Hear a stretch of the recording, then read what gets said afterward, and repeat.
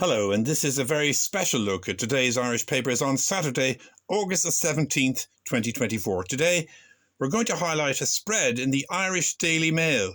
Two women, Jenny Friel and Valerie Mulvin, are about to make history. More in a moment, don't miss it. Meanwhile, three of the tabloids, Mirror, Sun and Star, offer startlingly similar covers, changed knifed in the Sun to stabbed in the Mirror, and you have exactly the same headline about the attack on Army chaplain Father Paul Murphy. The Star and the Sun use the same picture and a very similar layout, even down to the same kind of strapline, but it's Army priest stabbed terror in the Star. The Indo offers two lines from the Gardaí.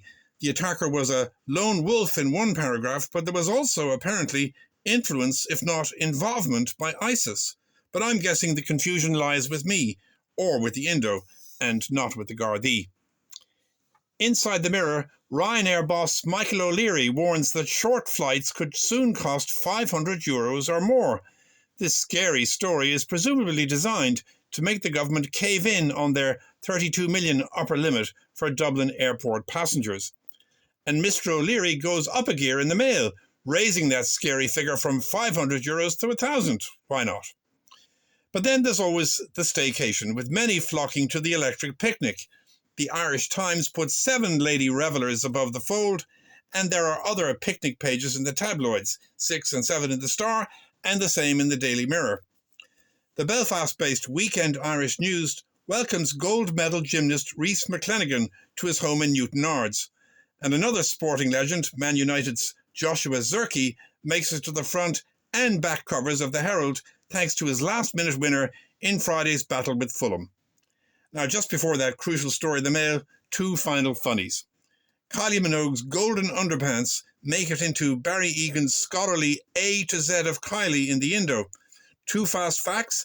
A, Kylie bought the garment in a flea market for 50 pence, and B, she donated it for public display. Where?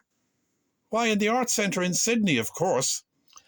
The Sun expresses relief now that Channel 4 has finally found a quota of virgins to learn mating ritual basics in a kind of Love Island for the celibate.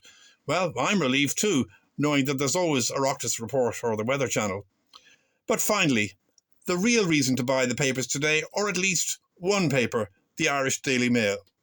Now, I'd like to say that writer Jenny Friel and her subject, author and architect Valerie Mulvin, make history on pages 10 and 11 of the Mail, and in a way they do, but they can only make history with your help.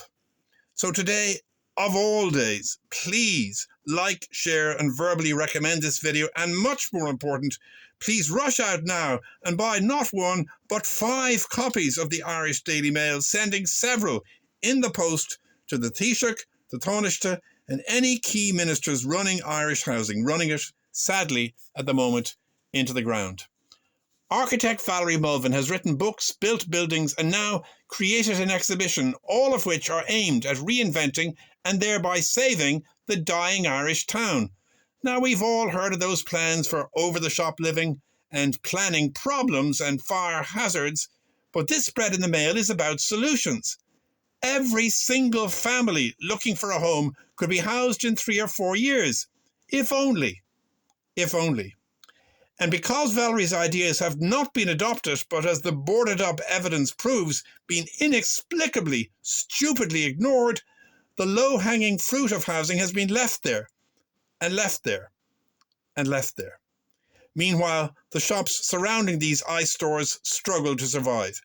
But now, that low-hanging fruit is ready to be plucked, if not by this government, then by the next. You decide. You can buy the Irish Daily Mail and recommend its ideas to anyone who will listen, to other voters, to the housing minister, to the opposition. You decide.